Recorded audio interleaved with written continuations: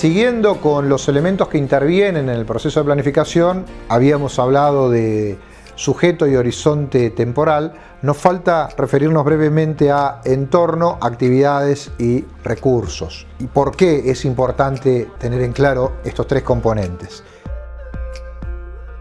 No hay sujeto, no existe un sujeto que no esté situado en un espacio y en un tiempo. Ya sea este sujeto un individuo, una organización, incluso un animalito, digamos, ¿no? Por supuesto, situado en un determinado ambiente, ese ambiente le va a imponer a la organización o al individuo determinadas condiciones. Llamamos a eso oportunidades y amenazas. Cuando es en contra, y oportunidad cuando ese condicionamiento es favorable.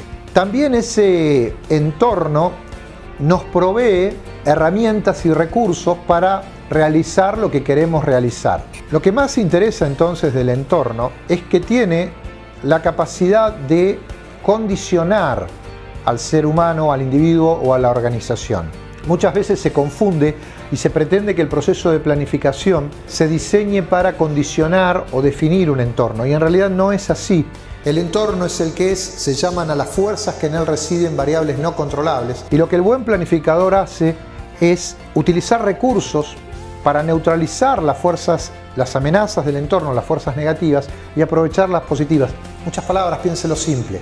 Usted no maneja que llueva o salga el sol. Lo que sí maneja es, por ejemplo, cuando llueve, ponerse bajo techo, que es una acción, o abrir su paraguas, que es una acción vinculada a un recurso específico.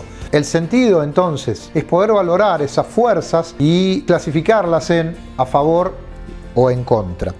Un sujeto puesto en el futuro, en un determinado entorno, está siempre realizando actividades, siempre está haciendo cosas. Si usted imagina en detalle qué cosas está haciendo, podrá ver que la organización o el individuo se encuentran en un lugar, en una infraestructura, una fábrica, un comercio, un local, un lugar.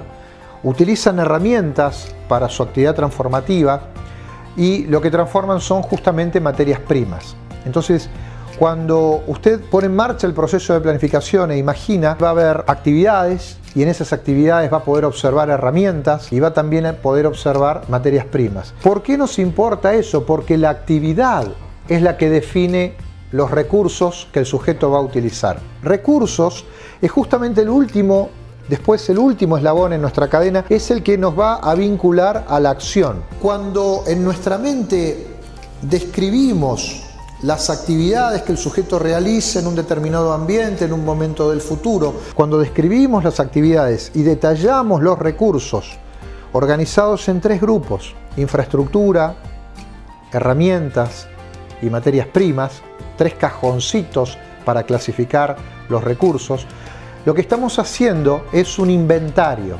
Y esto nos interesa mucho porque del inventario, de la lista, en la columna de al lado simplemente expresamos en unidad monetaria el valor de cada uno de estos recursos.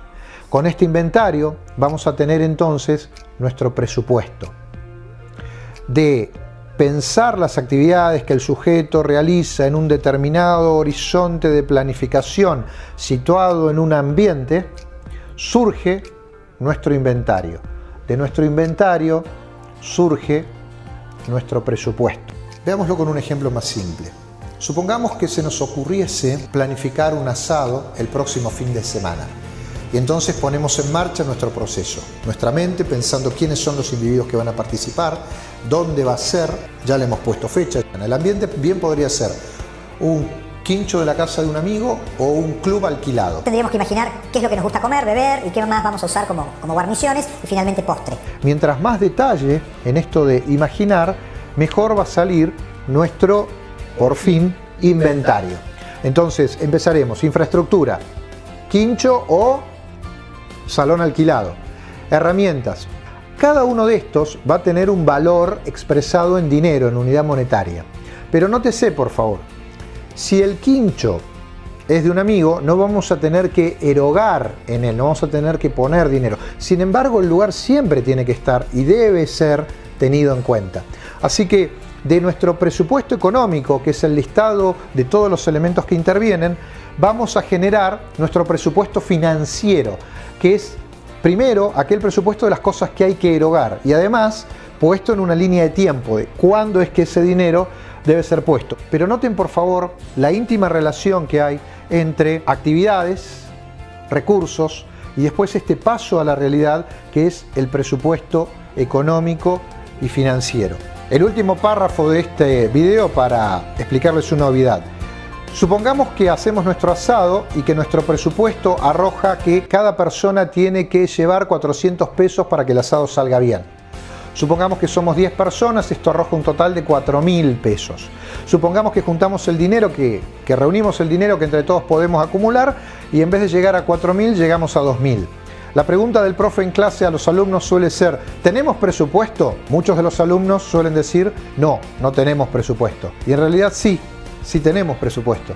Lo que no tenemos es recursos suficientes. Y este es el sentido de construir un plan. El plan es el que nos va a noticiar cuáles y cuántos son los recursos faltantes que deberemos salir a buscar.